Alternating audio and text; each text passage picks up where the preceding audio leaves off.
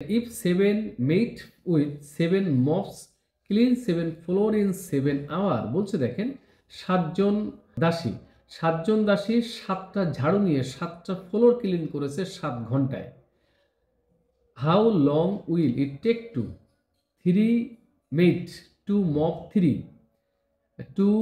3 floor with 3 mops. এখানে বলেছে তাহলে হাউ লং মানে কত সময়ের মধ্যে 3জন দাসী 3টা ফ্লোর পরিষ্কার করবে 3টা মপ নিয়ে মানে 3টা ঝাড়ু নিয়ে।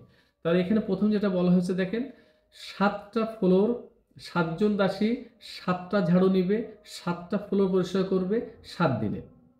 ডান পাশে বলা হয়েছে দেখেন 3টা দাসী 3টা ঝাড়ু নিবে 3টা ফ্লোর পরিষ্কার করবে কত সময় লাগবে এটা আমাকে বের করতে বলছে। এখানে একটা হিডেন বিষয় আছে, সেটা হলো আপনার যে কয়জন দাসী থাকবে সেই কয়টা ঝাড়ু থাকবে। সুতরাং 7টা দাসী মানে 7টা ঝাড়ু, 3টা দাসী মানে 3টা ঝাড়ু।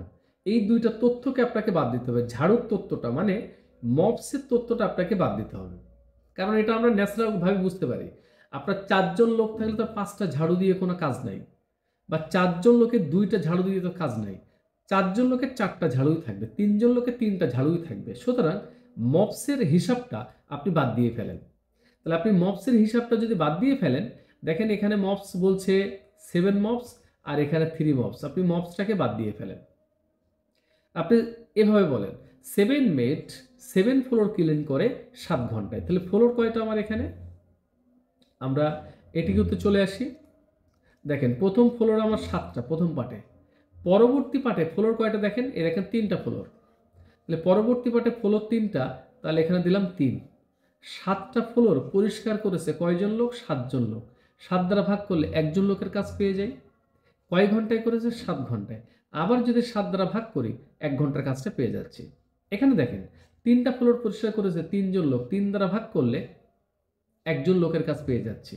কয় ঘন্টায় পরিষ্কার করেছে এটা আমরা জানি না, আমরা বললাম এটা পরিষ্কার করেছে আমার x ঘন্টায়। x দ্বারা ভাগ করলে 1 ঘন্টার কাজ পাওয়া গেল। বোথ সাইড আর ইকুয়াল।